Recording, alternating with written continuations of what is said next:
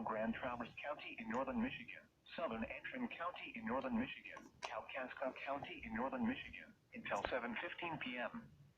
At 6:29 p.m., severe thunderstorms were located along a line That's extending from us. near Elk Rapids to near South Boardman to near Maury, moving northeast at 20 miles per hour. Hazard, 60 miles per hour wind gusts and nickel-size hail. Source, radar indicated.